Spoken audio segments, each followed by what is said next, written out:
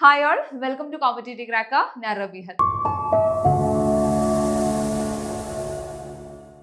അപ്പോൾ നമ്മുടെ 10th പ്രിലിംസിന്റെ ഒരു സ്റ്റഡി പ്ലാൻ ആയിട്ടാണ് നമ്മൾ ഇന്ന് വന്നിട്ടുള്ളത്. അപ്പോൾ കഴിഞ്ഞ വീഡിയോയിൽ നമ്മൾ പല ഡൗട്ടുകളും കാര്യങ്ങളൊക്കെ ക്ലിയർ ചെയ്തിട്ടുണ്ടായിരുന്നു അല്ലേ.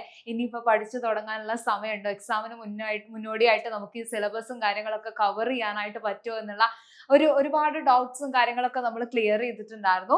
അപ്പോൾ അതിനൊരു ആൻസർ ഇനി എങ്ങനെയാണ് നിങ്ങൾ ഇനിയുള്ള ദിവസങ്ങളിൽ പഠിച്ചു തുടങ്ങാത്തവരും അതല്ല ഇനി പഠിച്ചു തുടങ്ങിയാൽ തീരുമോ ഇല്ലയോ എന്നുള്ള ആ ഒരു കൺഫ്യൂഷനിൽ നിൽക്കുന്ന ആളുകളാണെങ്കിലും എല്ലാവർക്കും വേണ്ടിയിട്ടുള്ള ഒരു സ്റ്റഡി പ്ലാനോട് കൂടിയിട്ടാണ് നമ്മൾ ഇന്ന് വന്നിട്ടുള്ളത്. അപ്പൊ നമുക്ക് ഓരോ ദിവസവും നിങ്ങൾ ഇനിയുള്ള ദിവസങ്ങളിൽ എന്താണ് പഠിച്ചു പോവേണ്ടത് എന്നുള്ള കാര്യങ്ങളൊന്ന് നോക്കാം. ഓക്കെ, അപ്പോൾ ഡേ 1 നിങ്ങൾക്ക് കാണാട്ടോ നമ്മൾ ഈ ഒരു സ്റ്റഡി പ്ലാൻ നമ്മൾ ചെയ്യുമ്പോൾ എന്താണ് മെയിൻ ആയിട്ട് ഫോക്കസ് ചെയ്യേണ്ടതെന്ന് വെച്ചാൽ നമുക്ക് സ്കോർ ചെയ്യാൻ പറ്റുന്നത് നമ്മുടെ മാർക്ക് ഡിസ്ട്രിബ്യൂഷനും കാര്യങ്ങളും എല്ലാം നോക്കിയിട്ട് തന്നെ നമുക്ക് പെട്ടെന്ന് പഠിച്ചെടുക്കാൻ പറ്റുന്നതും അതുപോലെ തന്നെ എപ്പോഴും ക്വസ്റ്റ്യൻസ് ചോദിക്കുന്നതുമായിട്ടുള്ള ഏരിയാസ്, എപ്പോഴും നമുക്ക് വെയിറ്റേജ് ഉള്ള ഏരിയാസ്, പക്ഷെ പെട്ടെന്ന് നമുക്ക് പഠിച്ചെടുക്കാൻ പറ്റുന്ന ഏരിയാസ്, അങ്ങനെ ഒരു കോൺസെൻട്രേഷൻ കൊടുത്തുകൊണ്ടാണ് നമ്മൾ ഈ ഒരു സ്റ്റഡി പ്ലാൻ പ്രിപ്പയർ ആക്കിയിട്ടുള്ളത്. അപ്പൊ ഇവിടെ ഡേ 1 നിങ്ങൾക്ക് ബയോളജി ആണ് ആദ്യത്തെ ഒരു ഏരിയ ആയിട്ട് വരുന്നത്. ഓക്കെ, ബയോളജി വരുന്നുണ്ട്, അതുപോലെ തന്നെ എക്കണോമിക്സും വരുന്നുണ്ട്.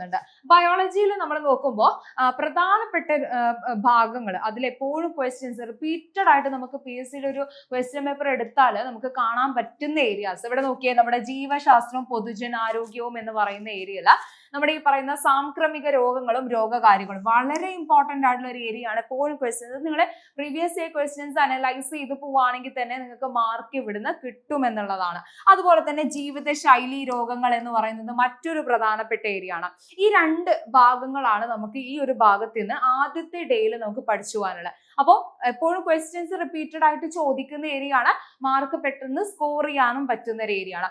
ആ ഡേ 1 തന്നെയാണ് നമ്മൾ ഈ പറയുന്ന എക്കണോമിക്സിലെ 5 ഇയർ പ്ലാൻസ് പഠിച്ചു പോകുന്നത്. അപ്പൊ 12 5 ഇയർ പ്ലാൻസ് നമുക്ക് വരുന്നുണ്ട്, പക്ഷെ എല്ലാം ഒന്നും നമുക്ക് എന്തല്ല ഇമ്പോർട്ടന്റ് അല്ല എന്നുള്ളതാണ്. അതിൽ നമ്മൾ എന്ത് ചെയ്യുക, പ്രീവിയസ് ഇയർ ക്വസ്റ്റ്യൻസ് എന്ന് പറയുന്നത് ഫോക്കസ് ചെയ്തുകൊണ്ട് പഠിച്ചു പോവുക എന്നുള്ളതാണ്. അതുപോലെ തന്നെ പ്രധാനപ്പെട്ട നമ്മുടെ 5 ഇയർ പ്ലാൻസ് ഇപ്പോൾ ഒന്നാമത്തെ ആണെങ്കിലും രണ്ടാമത്തെ ആണെങ്കിലും നാലാമത്തെ ആണെങ്കിലും ഒക്കെ എന്ത് ചെയ്യാം, ആ 5 ഇയർ പ്ലാൻസിന് പ്രയോറിറ്റി കൊടുത്തുകൊണ്ട് പഠിച്ചു പോവുക എന്നുള്ളതാണ്. അപ്പോൾ ഡേ 1 നമ്മൾ ഇത്തരത്തില് 2 ഏരിയാസ് ആണ്, 2 ഭാഗങ്ങളാണ് നമ്മൾ കവർ ചെയ്യുന്നത്. അത് കഴിഞ്ഞ് നമ്മൾ ഡേ 2 നമ്മൾ പോകുമ്പോൾ നമുക്ക് ഇവിടെ പഠിച്ചു പോകാനുള്ളത് എന്ന് പറയുന്നത് ഇംഗ്ലീഷും അതുപോലെ തന്നെ എക്കണോമിക്സും കറണ്ട് അഫയേഴ്സും ആണ്. 3 ഭാഗങ്ങളാണ് നമുക്ക്, അല്ലെങ്കിൽ 3 സബ്ജക്റ്റുകളാണ് നമുക്ക് ഡേ 2 പഠിച്ചു പോകാനുള്ളത്.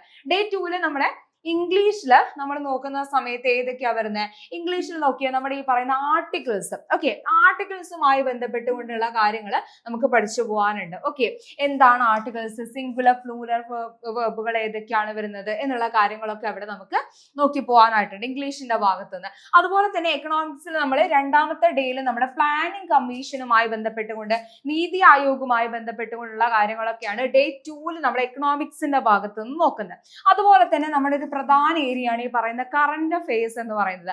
പല എക്സാമുകൾക്കും നമുക്ക് 20 മാർക്കിനൊക്കെ ക്വസ്റ്റ്യൻസ് വരുന്ന ഒരു ഏരിയ ആണ്. ആ ഒരു കറണ്ട് അഫയേഴ്സ് എന്ന് പറയുന്നത് റീസെന്റ് നടന്ന എക്സാമുകളിലേക്ക് ഫോക്കസ് ചെയ്തുകൊണ്ട് നമുക്ക് കറണ്ട് അഫയേഴ്സ് അവിടെ പഠിച്ചു പോകാനായിട്ട് വരുന്നുണ്ട്. ഓക്കെ, ഇതാണ് നമ്മൾ ഡേ 2 നമ്മൾ കവർ ചെയ്യാനായിട്ട് പോകുന്നത് എന്നുള്ളതാണ്. അത് കഴിഞ്ഞ് നമ്മൾ ഡേ 3 വരുന്ന സമയത്ത് അവിടെ നമുക്ക് 2 ഭാഗങ്ങളാണ്, 2 സബ്ജക്റ്റുകളാണ് ഡേ 3 നമുക്ക് നോക്കി പോകാനായിട്ട് വരുന്നത്. എന്തൊക്കെയാ അത്? ഒന്നാമതായിട്ട് മാത്സ് നമുക്ക് നോക്കാൻ വരുന്നുണ്ട്. ഓക്കെ, മാത്സിൽ തന്നെ നമ്മുടെ സംഖ്യകളും അതുപോലെ തന്നെ അടിസ്ഥാന ക്രിയകളും എന്ന് പറഞ്ഞുകൊണ്ട് ബേസിക് ആയിട്ട് നമ്മൾ ഒരു മാത്സ് പഠിച്ചു തുടങ്ങുന്ന ആദ്യത്തെ ഏരിയാസ് ആണ് നമ്മൾ അവിടെ ആദ്യം കവർ ചെയ്യുന്നത്. അത് കഴിഞ്ഞ് മാത്സ് കഴിഞ്ഞ് രണ്ടാമത്തെ സബ്ജക്ട് എന്ന് പറയുന്നത് നമ്മുടെ ബയോളജിയാണ്. ബയോളജിയിൽ തന്നെ നമ്മുടെ കേരളത്തിലെ ആരോഗ്യക്ഷേമ പ്രവർത്തനങ്ങൾ ഏതൊക്കെയാണ്, ഇതിൽ വരുന്ന പ്രധാനപ്പെട്ട പദ്ധതികൾ ഏതൊക്കെയാണ് എന്നുള്ള കാര്യങ്ങളെല്ലാം നമുക്ക് അവിടെ നോക്കി പോകാനുണ്ട്. മാർക്ക് സ്കോർ ചെയ്യാൻ പറ്റുന്നതും റിപ്പീറ്റഡ് ആയിട്ട് ക്വസ്റ്റ്യൻസ് വരുന്നതും ആയിട്ടുള്ള ഒരു ഏരിയ ആണ്. അതുപോലെ തന്നെ നമ്മുടെ പരിസ്ഥിതി പ്രശ്നങ്ങളുമായി ബന്ധപ്പെട്ടുകൊണ്ടുള്ള കാര്യങ്ങൾ നമുക്ക് അവിടെ പഠിച്ചു പോകാൻ വരുന്നുണ്ട്. ഇതാണ് നമ്മുടെ ഡേ 3 നമുക്ക് പഠിച്ചു പോകാനുള്ള. അടുത്തതായിട്ട് നമ്മുടെ ഡേ 4 നമ്മൾ പോകുമ്പോൾ ഏതൊക്കെയാണ് നമുക്ക് വരുന്നത്, ഫിസിക്സ് വരുന്നുണ്ട്, മാത്സ് വരുന്നുണ്ട്, അതുപോലെ തന്നെ മലയാളം നമുക്ക് പഠിച്ചു പോകാൻ വരുന്നുണ്ട്. അപ്പൊ ഫിസിക്സിൽ നമുക്ക് എപ്പോഴും ക്വസ്റ്റ്യൻസ് കാണുന്ന റിപ്പീറ്റഡ് ആയിട്ട് ചോദിക്കുന്ന ഒരു ഏരിയ ആണ് ഈ പറയുന്ന പ്രവൃത്തി ഊർജം. ഓക്കെ, അതുപോലെ തന്നെ പവർ, ഗണിത പ്രശ്നങ്ങൾ, ഇങ്ങനെയുള്ള പ്രധാന കാര്യങ്ങളാണ് നമുക്ക് ഈ പറയുന്ന ഫിസിക്സിന്റെ ഭാഗത്ത് നിന്ന് അവിടെ പഠിച്ചു പോകാനായിട്ടുള്ളത്. തീർന്നില്ല, നമുക്ക് ആ ദിവസം മറ്റ് 2 ഏരിയാസ് കൂടെ കവർ ചെയ്യാനായിട്ട് വരുന്നുണ്ട്. നമ്മുടെ മാത്സിലെ തന്നെ നമ്മുടെ അടിസ്ഥാന ക്രിയകളുമായി ബന്ധപ്പെട്ടുകൊണ്ട്, സംഖ്യകളും അടിസ്ഥാന ക്രിയകളുമായി ബന്ധപ്പെട്ടുകൊണ്ടുള്ള കാര്യങ്ങൾ. പിന്നെ അതുപോലെ തന്നെ നമ്മുടെ മലയാളത്തിന്റെ ഏരിയ എന്ന് ഒറ്റപ്പദം എന്ന് പറയുന്ന ഏരിയ നമുക്ക് ആ ഒരു മലയാളത്തിന്റെ ഭാഗത്ത് നിന്ന് നമുക്ക് പഠിച്ചു പോകാനുണ്ട്. ഓക്കെ, ഇതാണ് നമ്മൾ ഡേ 4 കവർ ചെയ്യാനായിട്ട് പോകുന്നത്. അത് കഴിഞ്ഞ് ഡേ 5 നമ്മൾ പോകുന്ന സമയത്ത് എന്തൊക്കെയാ നമുക്ക് ഡേ 5 വരുന്നത്? ഡേ 5 നമ്മൾ നോക്കുമ്പോൾ ഇവിടെ തന്നെ മറ്റൊരു പ്രധാന ഭാഗമാണ് നമ്മുടെ കോൺസ്റ്റിറ്റ്യൂഷൻ എന്ന് പറയുന്നത്. കോൺസ്റ്റിറ്റ്യൂഷന് നമുക്ക് എന്താ ഈസി ആയിട്ട് മാർക്ക് സ്കോർ ചെയ്യാൻ പറ്റുന്ന ഒരു ഏരിയ ആണ് നമ്മുടെ കോൺസ്റ്റിറ്റ്യൂഷൻ എന്ന് പറയുന്നത്. കോൺസ്റ്റിറ്റ്യൂഷനിലൊക്കെ ഭരണഘടനാ നിർമ്മാണ സമിതിയുമായി ബന്ധപ്പെട്ട് നമ്മുടെ കോൺസ്റ്റിറ്റ്യൂന്റ് അസംബ്ലിയുടെ ഫോർമേഷനും കാര്യങ്ങളുമായി ബന്ധപ്പെട്ടുകൊണ്ടുള്ള കാര്യങ്ങൾ അവിടെ പറയാനുണ്ട്. അതിന്റെ ആമുഖം, പൗരത്വം, ഈ 3 ഭാഗങ്ങളാണ് നമ്മുടെ ഡേ 5 കോൺസ്റ്റിറ്റ്യൂഷന്റെ ഭാഗത്ത് നിന്ന് പഠിച്ചു പോകുന്നത്. അത് കഴിഞ്ഞ് ഇംഗ്ലീഷ് നമുക്ക് പഠിക്കാനുണ്ട്. അതോടൊപ്പം തന്നെ മറ്റൊരു പ്രധാന ഏരിയ ആയിട്ടുള്ളത് നമ്മുടെ കറന്റ് അഫെയർസ് നമുക്ക് ഈ പറയുന്ന ഡേ 5 പഠിച്ചു പോകാനുണ്ട്. അപ്പൊ ഇത്രയും കാര്യങ്ങൾ നമ്മൾ 5ാമത്തെ ദിവസം പഠിച്ചു പോകും എന്നുള്ള ഒരു കാര്യമാണ്. ഇനി അത് കഴിഞ്ഞ് ഡേ 6 നമ്മൾ വരുന്ന സമയത്ത് ഇവിടെ എന്താ വരുന്നത്? നമുക്ക് മെയിൻ ആയിട്ട് മാത്സ് ആണ് ഡേ 6 നമുക്ക് കവർ ചെയ്യാനായിട്ട് വരുന്നത്. ഓക്കെ, സംഖ്യാശ്രേണികൾ, അക്ഷര ശ്രേണികളുമായി ബന്ധപ്പെട്ടുകൊണ്ടുള്ള കാര്യങ്ങളെല്ലാം നമുക്ക് മാത്സിന് ഒരു കോൺസെൻട്രേഷൻ കൊടുത്തുകൊണ്ട് ഈ പറയുന്ന ഡേ 6 നമ്മൾ കവർ ചെയ്യും എന്നുള്ളതാണ്.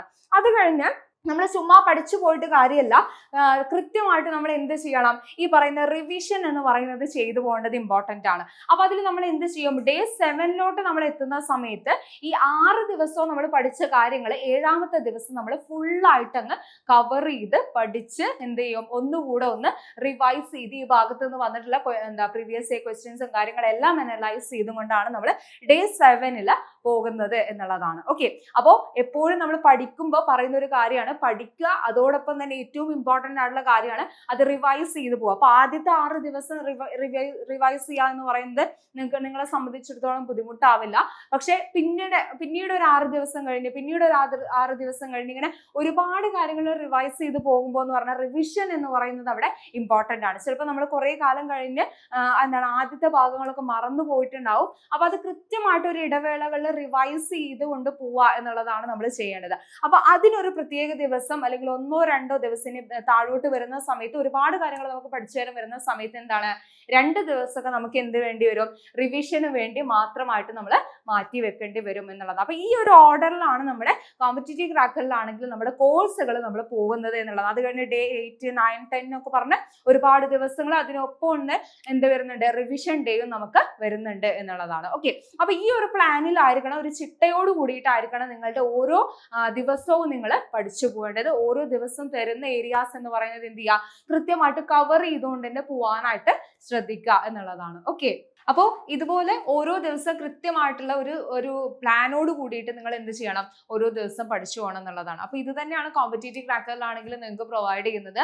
ഓരോ ദിവസം കൃത്യമായിട്ട് ഐഡന്റിഫൈ ചെയ്തുകൊണ്ടുള്ള പ്രധാനപ്പെട്ട ഏരിയാസ് ഐഡന്റിഫൈ ചെയ്തുകൊണ്ട് ആ ഭാഗത്ത് നിന്ന് വന്നിട്ടുള്ള പ്രീവിയസ് ഇയർ ക്വസ്റ്റ്യൻസും കാര്യങ്ങളും എല്ലാം വെച്ചുകൊണ്ടുള്ള ഒരു ക്ലാസ്സും പ്രീവിയസ് ഇയർ ക്വസ്റ്റ്യൻസിന്റെ അനാലിസിസും അതുപോലെ തന്നെ ഓരോ വീക്കിലും വരുന്ന ഈ പറയുന്ന റിവിഷനും മെന്റർഷിപ്പും കാര്യങ്ങളും ഒക്കെ അടങ്ങുന്നതാണ്.